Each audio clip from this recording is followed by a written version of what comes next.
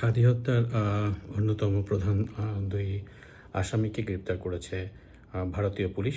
এরই মধ্যে খবরটি এসেছে। সে দ্রুতই তাকে দেশে ফেরত আনার প্রক্রিয়া চলছে। তবে তার গ্রেপ্তারের পর থেকে ঘুম হারাম হতে শুরু করেছে অনেকের। শুনলে অবাক হবেন যে ইনকিলাব মঞ্চের অনেক নেতা এবং শিবিরের অনেক শীর্ষস্থানীয় নেতা, এনসিপির কিছু নেতা, তাদের অনেকেরই ঘুম হারাম। এমন খবর এখন ছড়িয়ে পড়ছে মেইন স্ট্রিম সহ সামাজিক যোগাযোগ মাধ্যমের খবরগুলোতে।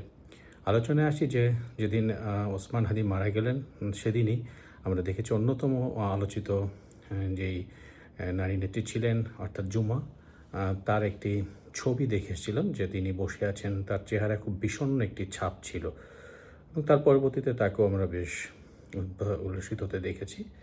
কিন্তু বিষয়টি যেটি হয়েছে যে আজ যখন এমন খবর এসেছে সেখানে তিনি যখন খুব খুশি হবেন এমন খবরে লক্ষ্য করা গেল যে তিনি তার ফেসবুক যে আইডিটি সেটি ডিঅ্যাক্টিভ করে দিয়েছেন এবং আরেকটি নতুন ফেসবুক আইডি তিনি খুলেছেন বলে খবর এসেছে। প্রশ্ন হলো যে আজকের দিনে তো তার সবচেয়ে খুশি হবার কথা যে তারা যার জন্য আন্দোলন করেছিলেন সেই দুজন গ্রেপ্তার হয়েছেন, স্বস্তির খবর পাওয়ার কথা ছিল।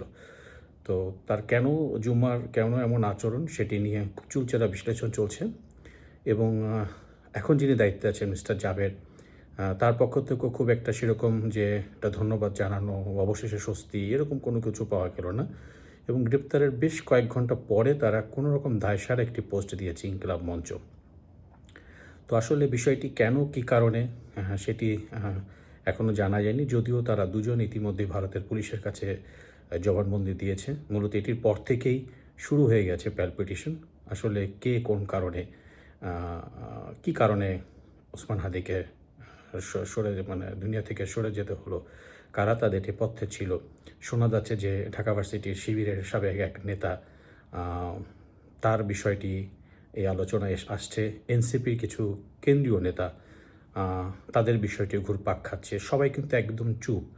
অথচ আজ ওসমান হাদির হত্যার পর যারা মুখে ফেনা তুলেছিল তারা অন্ততপক্ষে আজকের দিনে একটি স্বস্তি, তারা সরকারকে ধন্যবাদ বা তারা আরও কিছু করতে পারত, কিন্তু বিস্ময়করভাবে তাদের কোনো উপস্থিতি সামাজিক যোগাযোগ মাধ্যমের কোথাও চোখে পড়েনি।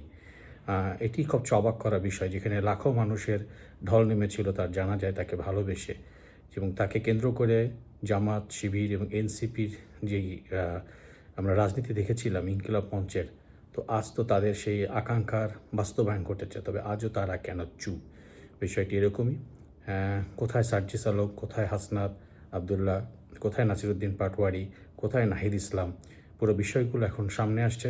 সাদিক কায়েমের কী ভূমিকা ছিল তখন সেটিও সামনে আসছে। অন্যান্য শিবির নেতাদের কারা তখন এক ঢিলে অনেকগুলো পাখি মারতে চেয়েছিল, কী ছিল সেসব উদ্দেশ্য। যেহেতু ভারতীয় পুলিশ গ্রেপ্তার করেছে, তারা তাদের প্রাথমিক অনুযায়ী, তাদের আইন অনুযায়ী তারা কিছু বিষয় বের করছে, তারপর সেটি বাংলাদেশে আনা হবে, তখন বাংলাদেশের হস্তান্তর হবে, তখন আরও জানা যাবে বিস্তারিত। তবে আপাতত বিষয়টি এই, ওসমান হাদির গ্রেপ্তারের খবরে যেখানে স্বস্তি মিলবার কথা সেখানে ঘুম হারাম হয়ে গেছে এসব আলোচিত চরিত্রে। দেখা যাক, কিছুদিন পরেই প্রকৃত সত্য বের হয়ে আসবে।